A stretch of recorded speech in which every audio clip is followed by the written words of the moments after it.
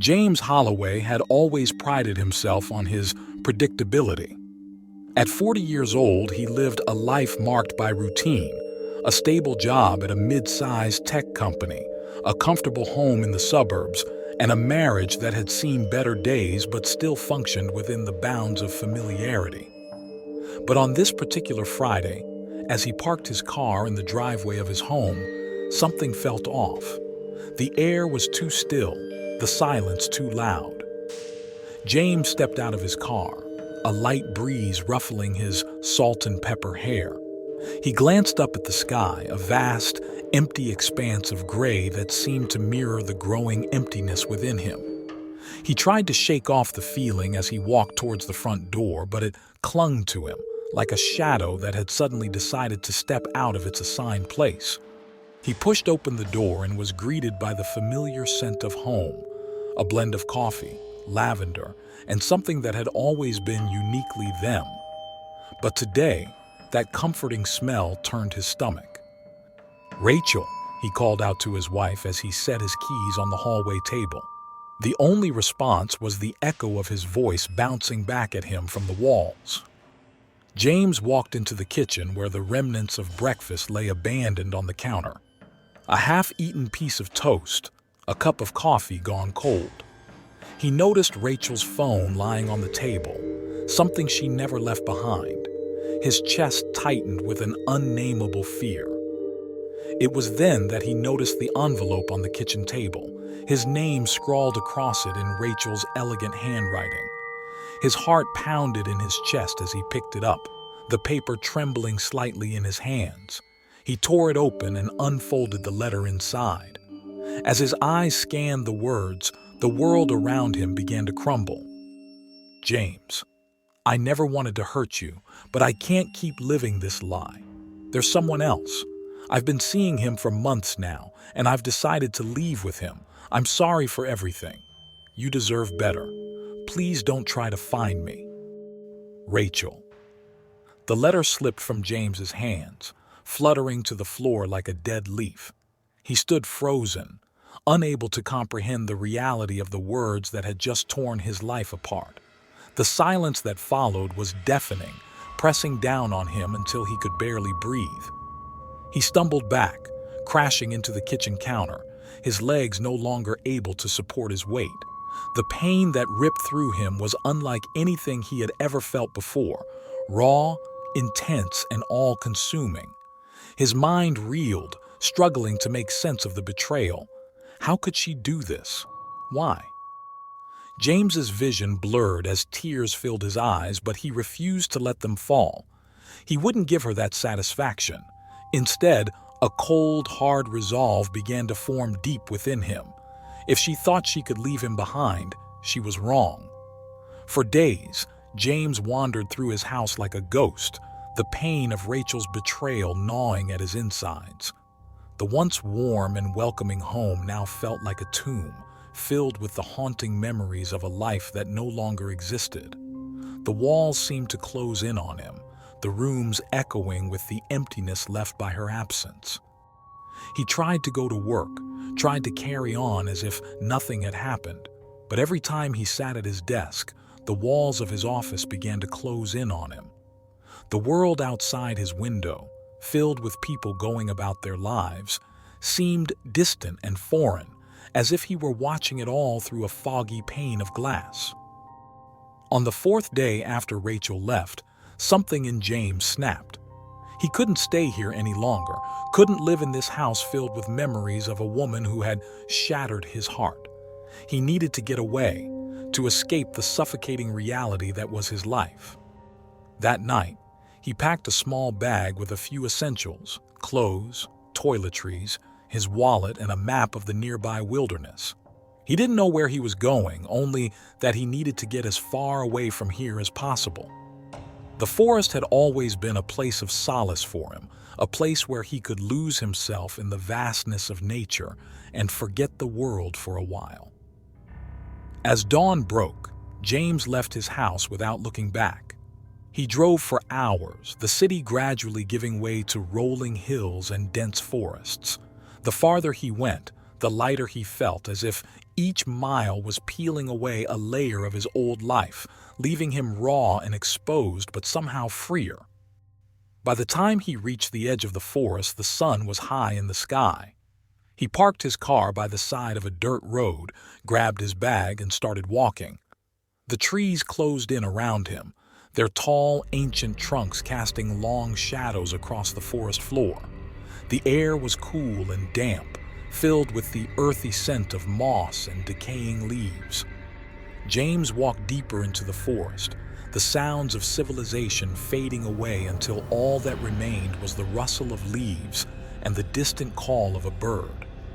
As he ventured further into the wilderness, he felt a strange sense of calm settle over him, as if the forest were wrapping him in its embrace, shielding him from the pain that had driven him here. But as the sun began to set, casting long, twisted shadows through the trees, that sense of calm was replaced by something else, something darker. The forest, once a place of refuge, now felt ominous, as if it were hiding something just out of sight. The air grew thick and oppressive, the silence broken only by the occasional snap of a twig or the rustle of leaves. James's footsteps faltered as a sense of unease began to creep over him. The forest seemed to be watching him, its dark depths hiding secrets he wasn't sure he wanted to uncover. But he had come too far to turn back now. As night fell, James found a small clearing and set up camp. He built a fire, its flickering flames casting eerie shadows on the surrounding trees. The darkness pressed in around him, the sounds of the forest coming alive in the night, rustling leaves, the distant hoot of an owl, and something else, something that didn't quite belong. James sat by the fire, staring into the flames as the night deepened. He felt the weight of the forest around him, its ancient presence heavy and unyielding. The unease that had been building inside him all day was now a gnawing dread, but he forced himself to ignore it. Just as he was about to turn in for the night, he heard it, a faint whisper, barely audible over the crackling of the fire. He froze, his heart pounding in his chest as he strained to listen. The whisper came again, closer this time, like a voice carried on the wind. "James!" The blood drained from his face as he realized what he had heard. The voice was unmistakable. It was Rachel's. He whipped around, searching the darkness for any sign of her, but the forest was empty. The trees stood tall and silent, their branches swaying gently in the breeze. There was no one there. "Rachel?" he called out, his voice trembling. But there was no response, only the rustle of leaves and the distant hoot of an owl. He shook his head, trying to clear it. It had to be his imagination, a trick of the mind brought on by exhaustion and the lingering pain of betrayal. But the whisper had sounded so real, so close. He forced himself to lie down, pulling his sleeping bag tight around him as he stared up at the dark canopy of trees overhead. The whisper echoed in his mind, refusing to fade, as if the forest itself were calling out to him. But James was too exhausted to think about it any longer. Slowly, the tension drained from his body and he drifted off to sleep, the whisper fading into the depths of his subconscious. James awoke with a start, his heart racing in his chest. The fire had burned down to embers, casting a faint orange glow over the clearing. The forest around him was pitch black, the night silent and still. For a moment, he couldn't remember where he was or how he had gotten there. But then the events of the past few days came rushing back. The letter, the betrayal, the endless hours of driving, and the whisper in the darkness. He sat up, his eyes scanning the darkness for any sign of movement. The forest was eerily quiet, as if holding its breath, waiting for something. He strained his ears, but all he could hear was the pounding of his own heart. And then, just as he was beginning to relax, he heard it again, a soft, barely audible whisper, coming from the darkness just beyond the light of the dying fire. "James." This time the voice was unmistakable. It was Rachel, her voice soft and laced with a strange, almost seductive undertone. But there was something else in her voice too, something that sent a chill down his spine, an edge of malice that hadn't been there before. James's blood ran cold as he realized that the voice wasn't coming from his mind. It was real. Someone or something was out there, calling his name. He scrambled to his feet, his eyes darting around the clearing, but he could see nothing beyond the shadows cast by the dying embers. The whisper came again, closer this time, as if the voice were right behind him. He spun around, his breath coming in short, panicked gasps. The darkness seemed to press in on him, the trees closing ranks as the whisper echoed through the forest. "James." He backed away, his heart pounding in his chest as the voice grew louder, more insistent. But no matter how hard he searched, he couldn't see anyone. The forest was empty, yet the voice persisted, relentless and terrifying. "Rachel, where are you?" he shouted, his voice shaking. But there was no response, only the whisper, growing louder and more frantic.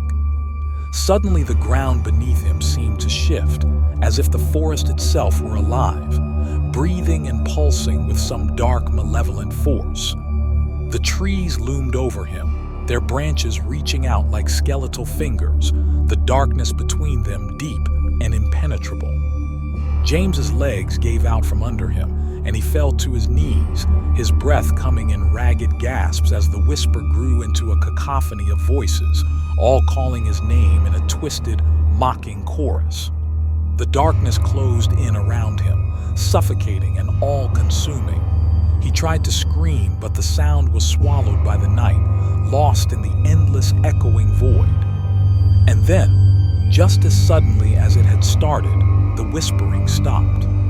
The forest was silent once more, the oppressive darkness lifting like a shroud. James sat there, trembling and drenched in sweat, his mind reeling from what had just happened.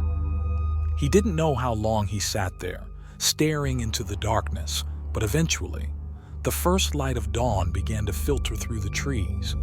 The pale rays of sunlight cut through the gloom, revealing nothing but the empty clearing and the dying embers of his fire. James slowly got to his feet, his body aching and his mind numb. The whispering was gone, but its presence lingered in the back of his mind, like a stain that refused to be washed away. He knew then that he couldn't stay here. Whatever was in this forest, it wasn't natural. It was something dark, something that fed on the pain and fear of those who ventured too far into its depths. But even as he made the decision to leave, something deep within him resisted. A part of him was drawn to the darkness, to the mystery of the whispering voice and the unseen presence that had tormented him in the night. And so, with a heavy heart and a mind filled with dread, James gathered his belongings and began his journey deeper into the forest, into the heart of darkness that awaited him.